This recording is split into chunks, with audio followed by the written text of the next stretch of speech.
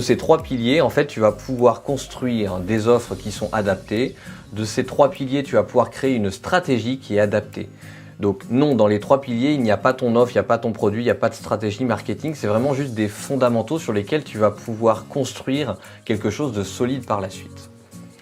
Le premier pilier, c'est le pilier du besoin.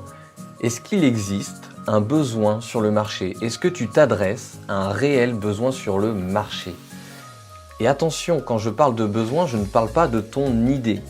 Une idée, aussi géniale que tu penses qu'elle l'est, ce n'est qu'une idée, d'accord?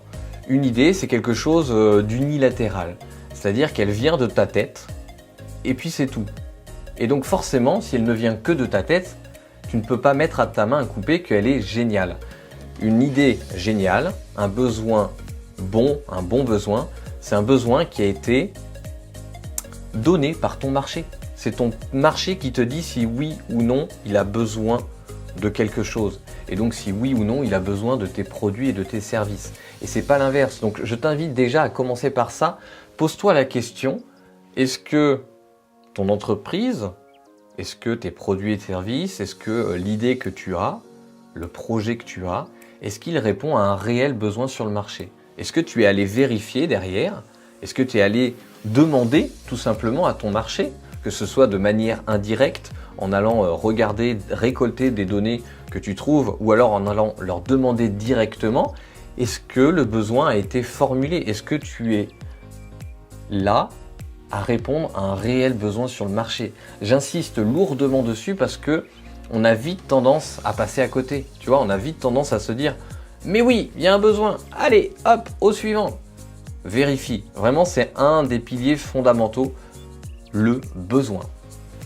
Le deuxième besoin, non, pas le deuxième besoin. Le deuxième pilier, c'est le pilier de l'avatar. Qui est ton avatar? Ton avatar, c'est ton client idéal.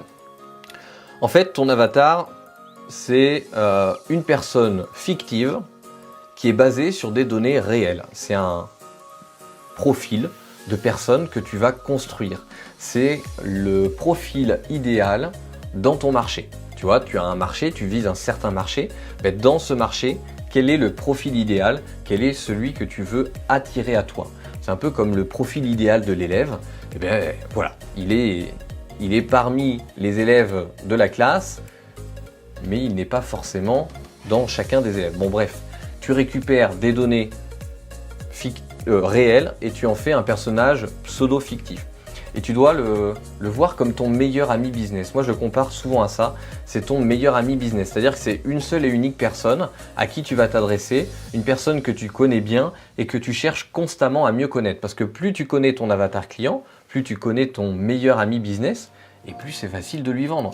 Donc, tu te doutes bien que si tu réponds à un besoin et que tu connais bien ton avatar client, franchement, ça aide. C'est quand même beaucoup plus facile d'aller aider ton pote, ton meilleur pote sur un truc dont il a besoin, que plutôt d'aller aider un inconnu dans la rue qui n'a pas du tout besoin de ce que tu lui proposes.